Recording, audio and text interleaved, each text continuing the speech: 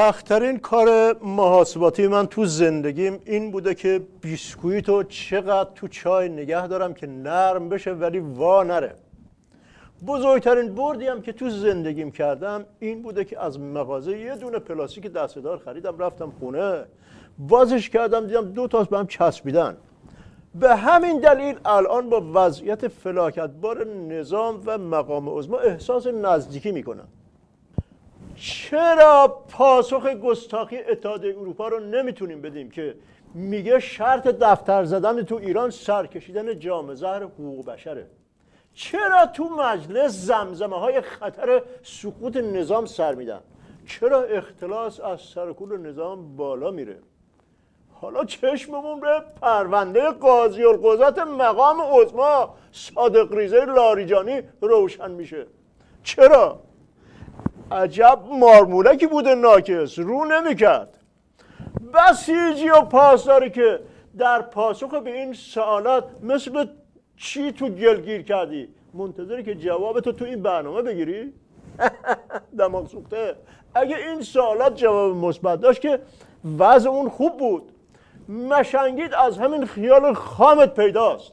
در خدمت مهمان گرامی برنامه و ابر استراتژیست نظام هستیم جناب بزن بهادر. ناکس آخه تو که تو برنامه گیجی بسیجی و پاسدار برطرف نمی کنی، مشکلات بدبختی های نظام هم که حل نمی کنی، زبون درد بگیره. اقلا یه آقا و یه دکتر بزنی جلو اسم ما که برنامه یه جلوهی پیدا کنه. آیه دکتر کی بابا خاکندازم دسته داره، ما یه آقای دکتر نداریم. حوصله این چیزا رو داره آیه دکتر. این روزا تو نظام خیلی وضع خرابه. برم سر سوالات تا حال شما هم گرفته بشه آیه دکتر.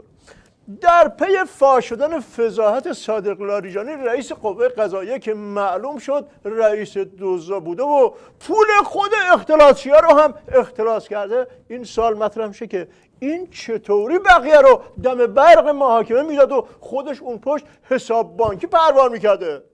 صادق لاریجانی مارمولک، تو از اون داشای دیگه هم زرنگتر بودی و جست گیجی میگرفتی و میگفتی ما تو نظام الهی سب کن میرم، اصلا راش همینه دیگه. اگه اختلاس را جاشو بلند نمیکرد که نمیتونست بشینه جاشو. مرحوم بابوی همیشه میفهمودن بزن باهاتو عرض کردم. بله میفهمودن اینایی که تو مهمونی اصرار میکنن که پاشی برقصی علتش اینه که میخوان جاتو بگیرن. وقتی که برمیگردی هم جا نداری، هم میوه شیرینیاتو خوردن، هم خودت اونجا مچل شدی. آیه دکتر سال بعدی از شما نیست، از حاجی روحانی اون ظریف مشنگه. پس چی شد اون وعده ها و وعیدهای بالکنی های ظریف؟ عظما بدبخت با چه خواب و خیالای جام زهر رو انداخت بالا، ولی تو هم کف دستش نذاشین که هیچی. تازه الان اتحادیه اروپا میگه شرط ای که دفتر بزنیم اینه که حقوق بشر رو رعایت کنین. کاش 100 تا فوش به مقام عظما میدادن و دیگه این بلاها رو سرش نمیاردن، اینو نمیگفتن. تو که میگی سوال از من نیست، از حاجی روحانی و ظریفه، مگه اونا میتونن جواب سوال تو رو بدن؟ ناکس. اول ببین اتحادیه اروپا کی زده تو پوز عظما، اینم مهمه. درست موقعی که نظام میخواست موس کنه با اروپا بعد داستانهای آمریکا که واردش نمیشه. مگه فرقی هم میکنه؟ چی؟ تو بوکس یه موقع هست که مشت از روبرو میخوره تو پوزت، خیلی درد داره. درسته که پوزت هم صدا میده ولی بالاخره میدونی از کجا داری میخوری. یه موقع هست که زیر مشت منتظری که داور بیاد از این اداها در بیاره نجاتت بده. میاد ولی به جای که اینجوری بکنه به اون یارو بگه نظر، خودش هم یک بوکسی میذاره تو پک و پوزت. این دردش بیشتره. من خوردم میدونم چی دارم پشتشم اون بیانیه 11 تا کشور منطقه و ضربات کاری بعدی. بله این خطی که عضو روز اول اون برجام رفت دنبالش آخرش همینطوری بود. تموم شدنی نیست که 2 داره 3 داره 4 داره. مرحوم بابوی همیشه میفهمودن بزن بهادر. عرض میکردم بله میفهمودن که طرف رفته بود بیمارستان ملاقات رفیقش که با ماشین رفته بود تو دره، دید بغل تخت این یکی دیگه خوابیده سر تا پاش تو گچ، هی به هوش میاد یه فوشی به این رفیق میده و دوباره از هوش میره. پرسید این چشه؟ چرا فوش میده؟ رفیقش گفت والا ما شب تو جاده میرفتیم، اینم موتورش چراغ نداشت پشت سر ما میومد، ما که رفتیم تو دره اینم اومد دنبال ما.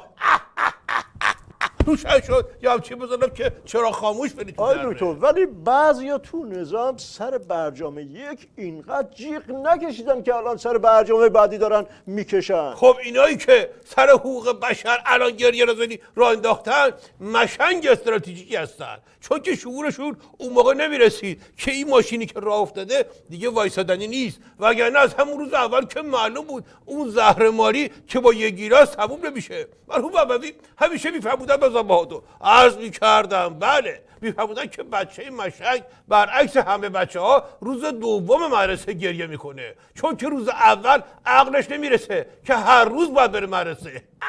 آی دکتر نمیخوام برگردم به بحث لاریجانی، ولی ناکس چه آفتاب پرستی بود این مارمولک، با لباس مبدل نشسته تو موضع قاضی القضات و اختلاس و بله دیگه زده رو دست اون داشه دیگهش. مرحوم بابوی همیشه میفرمودن به زن بهادر، عرض میکردم بله، میفرمودن تیمسار سوار تاکسی شد، راننده گفت آقا شما سربان هستی؟ تیمسار افی تواضع اومد گفت آره جانم، آره عزیزم. راننده گفت پس غلط کردی، مرض داری لباس تیمساری بپوشی. اما تیمساره داد فک راننده رو پیاده کردن، به جایی که خودش ضایع بشه داستان ما رو ضایع کرد. آها پس قوه قضاییه هم همینطوری بوده، دزده لباس قاضی پوشیده. صادق لاریجانی گرگ بودی، لباس میش پوشیده بودی، با این ماده الهی مارمولک. البته یک نظریه هم هست آیه دکتر، من و امثال من که نمیتونیم درد اختلاطی‌ها رو بفهمیم، چون مهمترین دلیل این که من نمیتونم پول پارو بکنم اینه که پول ندارم پارو بخرم. آیه دکتر حاجی لاریجانی اختلاس میکرده که درد اختلاطی‌ها رو حس کنه که چه صفایی داره اختلاس. آره مرحوم بابوی همیشه میفرمودن به زن بهادر، عرض میکردم بله، میفرمودن که یکی رو دیدم داشت همزمان 2 سیگار میکشید، پرسیدم چرا 2 سیگار با هم میکشی؟ گفت یکیش برای خودمه، یکم برای دوستم که تو زندانه. چند روز بعد دیدم که یه دونه سیگار دستشه، گفتم مبارکا باشه، دوستت که زندان بود آزاد شد. گفت نه خودم ترک کردم. اینی که میکشم مال دوستمه، به سلامتی رفیق دارم میسوزم. آره دکتر شما نمیتونی به سادگی رئیس قوه قضاییه مقام عظما رو بکنی سکه یه پول رو صافش کنی از روش رد شی، دوزی این که رو بشه بعدش دیگه خود مقام عظما سعید توسی نیست که بگه 100 تا با خودم میکشم پایین تا ما بترسیم این کارو نکنیم. این یکی رو بکشه پایین یعنی مقام عظما رو لو میده. میخواستی نپرسی تا منم جوابتو ندم. ناکس اینم شد جواب آقای دکتر.